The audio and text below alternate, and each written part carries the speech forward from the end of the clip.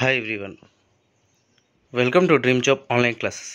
ఈరోజు railway recruitment cell Secunderabad railway సంబంధించి ITI చేసిన వాళ్ళకి అప్రెంటిస్షిప్ నోటిఫికేషన్ అయితే వచ్చింది. సో దానికి సంబంధించి చాలామంది అప్లై చేయటం జరిగింది. ఇవి టోటల్గా 5041 వేకెన్సీస్ ఉన్నాయి. అన్ని ట్రేడ్స్ కూడా మ్యాక్సిమం ఉన్నాయి. కార్పెంటర్, ఎలక్ట్రీషియన్, ఫిట్టర్, ఆర్ఎండ్ఏసీ, వెల్డర్ అన్ని కూడా ఉన్నాయి.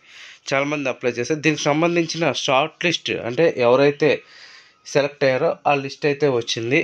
అండ్ నెక్స్ట్ ఎవరైతే సెలెక్ట్ అవ్వలేదో మీరేం ఫీల్ అవసరం లేదు. నెక్స్ట్ మరలా నోటిఫికేషన్ అయితే ఉంటుంది. ఆ నోటిఫికేషన్ మీరు అప్లై అయితే చేసుకోవచ్చు. ఆ నోటిఫికేషన్ ఎప్పుడు ఉంటుంది అది కూడా చూద్దాం. ఈ సెలెక్ట్ అయిన వాళ్ళు ఎప్పుడు జాయిన్ అవుతారు, ఎప్పుడు డాక్యుమెంట్ వెరిఫికేషన్ ఉంటుంది అది కూడా చూద్దాం. అలాగే ఈ సెలెక్ట్ అవ్వడానికి ఎంత కట్ ఆఫ్ పెట్టారు, మినిమం ఎన్ని మార్క్స్ రావాలి, ఎన్ని మార్క్స్ దాటిన వాళ్ళు కూడా సెలెక్ట్ అయ్యారు అది కూడా తెలుసుకుంటే మంచిది. ఎందుకంటే నెక్స్ట్ అప్లై చేసేటప్పుడు అన్ని మార్క్స్ కన్నా అబవ్ ఉన్న వాళ్ళు అప్లై చేసుకుంటే వాళ్ళకి డెఫినెట్గా వస్తుంది. ఎవరైతే కొత్తగా ఐటీఐ కంప్లీట్ చేశారో వాళ్ళు కూడా అప్లై చేయడానికి బాగుంటుంది అనమాట. సో దీనికి సంబంధించిన అఫీషియల్ ఇన్ఫర్మేషన్ అయితే రావటం జరిగింది. 15th ఏప్రిల్ వచ్చింది. సో దీనికి సంబంధించి డీటెయిల్స్ అని కూడా మనం చూద్దాం. అలాగే మన యొక్క ఈ డ్రీమ్ జాబ్ స్టడీ ఛానల్ని సబ్స్క్రైబ్ చేసుకోండి. అలాగే మన టెలిగ్రామ్ గ్రూప్లో కూడా జాయిన్ అవ్వండి. రైల్వే టెలిగ్రామ్ గ్రూప్లో మెయిన్ మనకి రైల్వేలో అప్రెంటిస్షిప్ చేయటం వలన యూజెస్ ఏంటి అంటే మనకి గ్రూప్ డీలో కానీ టెక్నీషియన్స్లో కానీ మనకి ప్రిఫరెన్స్ అనేది ఇస్తారు. మ్యాక్సిమం గ్రూప్ డి అయితే ఎక్కువగా ఇవ్వటం అయితే జరిగింది. ఓన్లీ రైల్వేలో అప్రెంటిస్షిప్ చేసిన వాళ్ళకి సపరేట్గా వేకెన్సీస్ అయితే తెస్తారు. ఆ వేకెన్సీస్ ఓన్లీ రైల్వే అప్రెంటిస్షిప్ వాళ్ళు మాత్రమే కాంపిటీషన్ అనేది ఉంటుంది. రిమైనింగ్ పర్సన్స్ ఆ వేకెన్సీ కాంపిటీషన్ అనేది ఉండదు. సో అది అడ్వాంటేజ్ రైల్వేలో అప్రెంటిస్షిప్ చేయటం వల్ల. లాస్ట్ టైం వచ్చేసరికి చాలా తక్కువ కట్ ఆఫ్తో చాలామంది సెలెక్ట్ అవ్వటం జరిగింది. సో ఇది declaration of short list candidates for document verification. టోటల్గా 5041 క్యాండిడేట్స్ ఇచ్చారు. ఇందులో మెయిన్ స్టాండ్ బై క్యాండిడేట్స్ అయితే ఇవ్వడం అయితే జరిగింది. ఈ డాక్యుమెంట్ వెరిఫికేషన్ వచ్చేసరికి 28, 29, 30 ఏప్రిల్ 2025లో ఉంటాయి. మరియు 1, 2 మే 2025 టోటల్గా 5 డేస్ అనేది ఉంటుంది. ఎక్కడ ఉంటుందంటే సికింద్రాబాద్, హైదరాబాద్, విజయవాడ, గుంటూరు, గుంతకల్, నాందేడ్ ఇలాగా 6 ఎక్స్ట్రా ప్లేసెస్లో ఉంటుంది. అండ్ ఇది ట్రేడ్ వైజ్గా, కమ్యూనిటీ వైజ్గా మినిమం కట్ ఆఫ్ మార్క్స్ బట్టి షార్ట్ లిస్ట్ చేశారు. And next time document verification అనేది మీకు కాల్ లెటర్ అనేది వస్తుంది. ఆ కాల్ లెటర్ అనేది 3 days before document verification before వస్తుంది. మీరు డాక్యుమెంట్ వెరిఫికేషన్ వెళ్ళేటప్పుడు ఏమేమి తీసుకొని వెళ్ళాలి అంటే ఒరిజినల్ సర్టిఫికేట్స్ అన్నీ కూడా తీసుకొని వెళ్ళాలి. With along 2 sets self attested photo copies కూడా తీసుకొని వెళ్ళాలి ఒరిజినల్స్తో పాటు. ఇవి ఏమేమి తీసుకొని వెళ్ళాలి అంటే ఎస్ఎస్సి మార్క్ లిస్టు, అలాగే ఐటీఐ మార్క్ లిస్టు. అంటే ఐటీఐలో మనకు 2 సర్టిఫికేట్స్ ఉంటాయి. Original provisional certificate, mark list రెండు కూడా పట్టుకొని వెళ్ళాలి. క్యాష్ సర్టిఫికేట్ మీరు ఏదైతే అప్లోడ్ చేస్తారో అది కూడా పట్టుకొని వెళ్ళాలి. అండ్ నెక్స్ట్ పీడబ్ల్యూడీ క్యాండిడేట్స్ అయితే పీడబ్ల్యూడీ సర్టిఫికేట్ పట్టుకొని వెళ్ళాలి ఒరిజినల్. And xerox 2 sets. జెరాక్స్కి వచ్చేసరికి సెల్ఫ్ అటెస్టెడ్ కంపల్సరీగా ఉండాలి. ఇంకా medical certificate in format includes call letter, DV. So అది మీకు ఏంటి అంటే మీకు వస్తాయి, మీకు మెయిల్కి అయితే అన్ని కాపీస్ వస్తే మీరు డౌన్లోడ్ చేసుకోవాలి. 2 recent పాస్పోర్ట్ సైజ్ ఫోటోగ్రాఫ్స్. తర్వాత ఆర్డిఏటి అప్రెంటిస్షిప్ పోర్టల్ 100% ప్రొఫైల్ కంప్లీషన్ ఉంటుంది కదా, ఆ సర్టిఫికేట్ అప్లికేషన్ అనేది మీరు పట్టుకొని వెళ్ళాల్సి ఉంటుంది.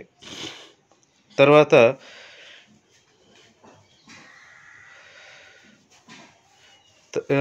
ఈ యొక్క అప్రెంటిస్షిప్ సంబంధించి ఏమైనా అమెండ్మెంట్స్ ఉంటే ఆర్ఆర్సీ వాళ్ళు చేంజ్ చేసుకునే అవకాశం ఉంది. వాళ్ళు ఎన్నైనా చేంజ్ చేయొచ్చు. ఈ పోస్టులను ఇంకా వెయిటింగ్ లిస్ట్ కూడా తీయొచ్చు అని కూడా ఇక్కడ క్లియర్గా ఇచ్చారు. And next Secunderabad south central railway వెబ్సైట్లో ఇది పూర్తిగా ఇవ్వటం అయితే జరిగింది, ఈ డీటెయిల్స్ అన్నీ కూడా. సో ఇది main list, stand by list. Main list అనేసరికి మీరు డైరెక్ట్గా జాయిన్ అవ్వడం, స్టాండ్ బై లిస్ట్ అనేసరికి వెయిటింగ్ లిస్ట్ అనమాట అది.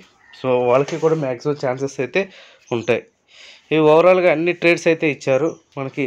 సికింద్రాబాద్, విజయవాడ, అలాగే గుంటూరు, నాందేడ్ అండ్ హైదరాబాద్ ఇలా టోటల్ ఓవరాల్గా అన్ని ట్రేడ్స్ వైజ్గా ఇవ్వటం అయితే జరిగింది. కార్పెంటర్ కానీ, డీజిల్ మెకానిక్ కానీ, అండ్ డీజిల్ మెకానిక్ ఎక్కువగా ఉన్నాయి, ఎలక్ట్రీషియన్, అన్ని ట్రేడ్స్ కూడా ఇక్కడ లైన్గా క్లియర్గా ఇచ్చారు. ఇక్కడ ఏమేమి ఇచ్చారు చూసారా? First ID number, application number, trade, తర్వాత నేమ్, తర్వాత మీరు ఏ లిస్ట్లో సెలెక్ట్ అయ్యారు, ఎక్కడ వెరిఫికేషన్, డీవీ డేట్ ఎప్పుడు, ఇవన్నీ కూడా ఇచ్చారు డీవీ డేట్స్తో సహా. అండ్ నెక్స్ట్ ఫైనల్గా కట్ ఆఫ్ ఎలా ఉంటుందనేది కూడా మనం చూద్దాం. ఎందుకంటే నెక్స్ట్ అప్లై చేసే వాళ్ళకి అది యూజ్ అవుతుంది. ఎంత కట్ ఆఫ్ ఇస్తున్నారు ఏంటి అనేది కూడా మనం తెలుసుకోవటం చాలా ఇంపార్టెంట్. ఫస్ట్ ట్రేడ్ వైజ్గా చూద్దాం. ఏసీ మెకానిక్స్కి అయితే ఇక్కడ ఏం వేకెన్సీస్ ఇవ్వలేదు. నాన్ పీడబ్ల్యూడి క్యాండిడేట్స్కి ఇచ్చారు. నాన్ పీడబ్ల్యూడి క్యాండిడేట్స్ మెయిన్ లిస్ట్లో ఎస్సీకి అయితే 69.79. ఇది ఎలా క్యాలిక్యులేట్ చేస్తారు అంటే 10th క్లాస్ మార్క్స్ అలాగే ఐటీఐ మార్క్స్ రెండు కలిపి యావరేజ్ తీసి క్యాలిక్యులేట్ చేస్తారు. అలాగే ఎస్టీకి అయితే 66 రావాలి, అండ్ ఓబీసీకి 64.39, ఈడబ్ల్యూఎస్కి 64, యూఆర్కి అయితే 77% రావాలి. అండ్ కార్పెంటర్ అయితే 68 మెయిన్ లిస్ట్ ఎస్సీకి అయితే, ఎస్టీకి అయితే 65, ఓబీసీకి 69, ఈడబ్ల్యూఎస్ 69, యూఆర్కి అయితే 74. అంటే ఆల్మోస్ట్ 75 దాటి పర్సంటేజ్ ఎవరికైతే ఉందో 10th అలాగే ఐటీఐ వాళ్ళకి వస్తుందన్నమాట. నెక్స్ట్ డీజిల్ మెకానిక్ వచ్చేసరికి 90 యూఆర్కి అయితే ఇచ్చారు, అండ్ 87 ఎస్సీకి, ఎస్టీకి అయితే 87, ఓబీసీకి 88, ఈడబ్ల్యూఎస్కి 85. అలాగే electronic mechanic are industrial electronics ఇది కూడా 85 ఇచ్చారు యూఆర్కి, అండ్ ఈడబ్ల్యూఎస్కి అయితే 76, ఓబీసీకి అయితే 82, ఎస్సీకి అయితే 80, ఎస్టీకి అయితే 78 అలా ఇవ్వటం అయితే జరిగింది. ఇంకా ఎలక్ట్రీషియన్ అయితే 88% కంపల్సరీగా ఉండాలి. ఇంకా ఫిట్టర్ వచ్చేసరికి 77% ఉన్నవాళ్ళు యూఆర్లో ఉంటే మీరు డెఫినెట్గా ఓబీసీలో కానీ, ఎస్సీలో కానీ, ఎస్టీలో కానీ సెలెక్ట్ అవుతారు. ఇంకా ఎంఎంవి కూడా 89% ఇచ్చారు. ఇంకా మెషినిస్ట్ 78, ఎంఎంటీఎం 81, అండ్ పెయింటర్ 59% ఇచ్చారు. ఓకే, పెయింటర్ తక్కువ అప్లై చేసుకోవచ్చు. ఇంకా వెల్డర్ వచ్చేసరికి ఎస్సీకి 68, ఎస్టీకి 67, ఓబీసీకి 55 ఉన్నవాళ్ళు అప్లై చేసుకోవచ్చు. అంటే అప్లై చేయడం అంటే వాళ్ళకి షార్ట్ లిస్ట్ అయ్యారు వాళ్ళందరూ కూడా. ఇది ఇక్కడ ఇవ్వటం అయితే జరిగింది. సో అలాగే పీడబ్ల్యూడీ క్యాండిడేట్స్ కూడా సపరేట్గా వాళ్ళకి ఎన్ని వేకెన్సీస్ ఉన్నాయో అవన్నీ కూడా ఇచ్చారు. మీరు చేయాల్సింది ఏంటి అంటే, చాలామంది అప్రెంటిస్‌షిప్ వస్తుంది, నెక్స్ట్ మళ్ళీ గ్రూప్ డి ఉంటుంది నోటిఫికేషన్. ఆ గ్రూప్ డికి ఇప్పుడు ఎవరైతే కొత్తగా జాయిన్ అవుతున్నారో వాళ్ళు మ్యాక్సిమం ఎలిజిబిలిటీ ఉండకపోవచ్చు.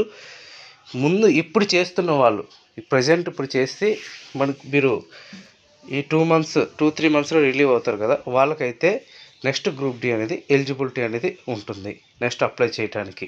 సో మీరు ఏంటంటే అప్రెంటిస్‌షిప్కి వెళ్ళిన వెంటనే మీరు ప్రిపరేషన్ అనేది స్టార్ట్ చేయండి. మెయిన్ మీరు ప్రిపేర్ అయ్యింది ఏంటి అంటే గ్రూప్ డిలో మీరు అర్థమెటిక్, రీజనింగ్, ఎందుకంటే అక్కడ టెక్నికల్ అనేది ఇవ్వడు.